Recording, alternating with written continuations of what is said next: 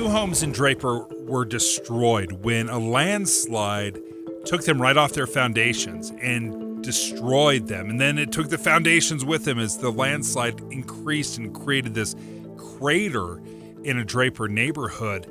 Jeremy Nash is one of the neighbors that was there, and he videoed it, and you'll hear his reaction as these homes were being destroyed in front of his eyes. Oh my gosh.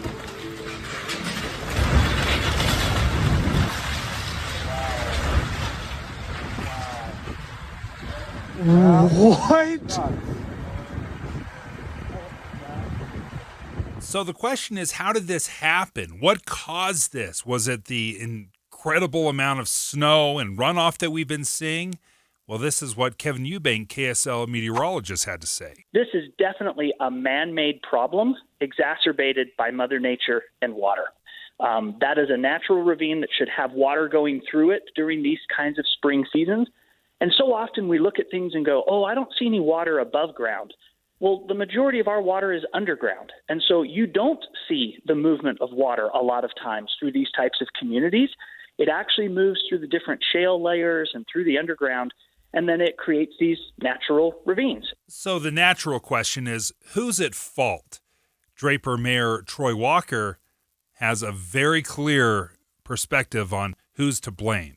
I'm going to put all of the onus on the developer, not some, because the way it works in geotech hazards, and this is a geotech engineered situation. This is not native ground. This is an engineered couple of lots to get a view. But before we dive full on into the blame game, we talked to an attorney that has dealt with these kind of issues for a lot of years, even though he's not specifically dealing with this catastrophe. Brent Bayman, who is this attorney that we talked to, said, before we start blaming everybody, let's just not point fingers. The bottom line is that there's not always a person at fault. There's not always one cause, right? Whenever a disaster happens, and this was a disaster, there's no question. You know, it's easy to point fingers and it's easy to want easy answers. And if those answers were easy, we would know them. Is there insurance for this kind of thing? Is there a warranty? Well, I just learned from Jed Nielsen of Nielsen Homes, who, again, doesn't have anything to do with this particular development, but he educated me on something I'd never heard of.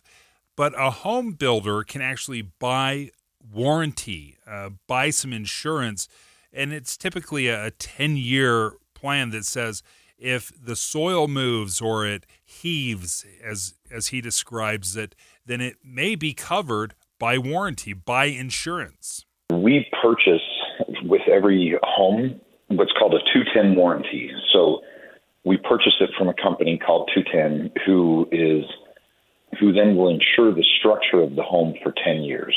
So if any kind of settling or issues like this happen, that the home is warranted. As you look at the destruction, and you can't really see it very well from the road, but Chopper 5 went up into the air and they gave us an incredible view of what really happened and how far that destruction expanded and extended to.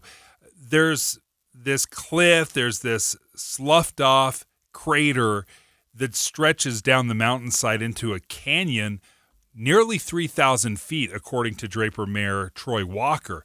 More than a half a mile that this building, this destruction, went down the mountainside. The first phase is going to be removing the remnant of the one home that's, the part of it that's still standing. Once that's done, the Edge is going to try and shore up the other home. They think they have a decent way to keep it from falling. They think a significant portion of the home is on native soil, so that they think they might be able to shore that one up so it won't collapse. And then we'll start figuring out how we're going to clean up what's in the canyon. Now you have the two homes that were destroyed. You have two other houses that are at risk that have been evacuated. Nobody's living in them right now. The developer thinks it's possible that they could still be saved. And that's what Draper Mayor Troy Walker had to say. The one home that I was really concerned about that might still be in jeopardy, they think it's totally one they can shore up and they can keep it in place. So I'm confident they've got some smart folks looking at it, and they're going to try their very best to prevent it from falling. So, and they think they have a good chance to do it. KSL News Radio's Lindsay Aerts has been on this story all week, and she spoke to one of the owners of the home that was destroyed, Carol Camrat. But crawling through that rubble, looking for my scrapbooks, it's pretty real and it's pretty tragic. And she expressed her frustration about the fact that this all could have been prevented in her mind. Hearing them now say all the mistakes they made that were, to me, were so preventable for this to have never happened, I got a little angry. Okay, you're saying this now. Why didn't you say this a year ago when we were trying to tell you? Now, the home builders, Edge Homes, according to reports, have been very involved. They have helped provide money and housing for folks as they're trying to go through this.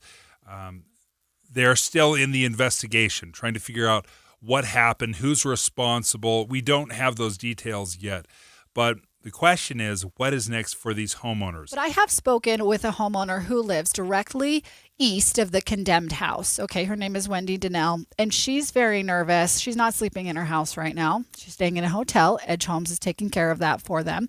But as you can imagine, it's very unsettling. It's very anxiety-inducing. She's just all out of her routine because they're sleeping in a different place. Half her home is packed up right now because they may have to go at a moment's notice.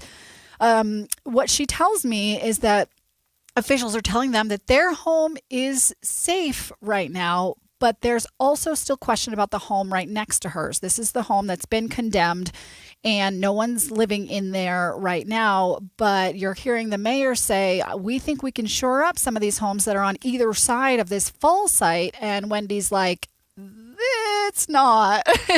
She's feeling a little bit more apprehensive of that. So we don't have official word yet. And obviously Edge Homes is involved in this conversation and their engineers and probably city engineers too. So I don't want to get ahead of saying what is or isn't going to happen because I haven't spoken with those entities. People like Wendy Donnell and Wendy and John and the Camrats who have lost their home and the people that have been directly impacted, they are still dealing with an ongoing emergency out there. So they are kind of level one of who's impacted by this.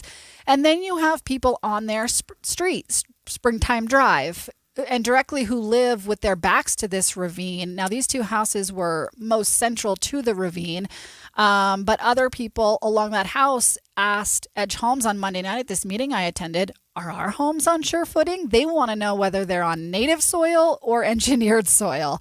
And so hopefully they've gotten some of those answers right now. And then there are people who live across the street from the fallen homes right now, people like Jeremy and Cody Probst, who I've been texting with as well. And Cody, they're concerned about the road. And you heard the Draper mayor say, we have nothing to believe. The road existed before these homes were built by Edge Homes. And so he believes that the road is secure, right? But that would be a big concern. Like, is this road going to come down at some point? But it sounds like the city has shored up the road.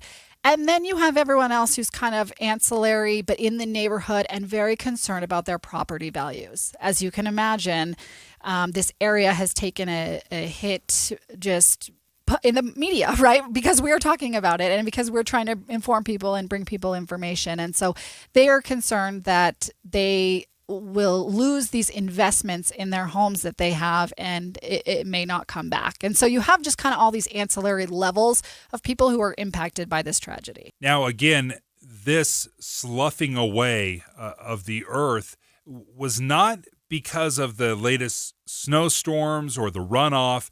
We don't know exactly what caused it.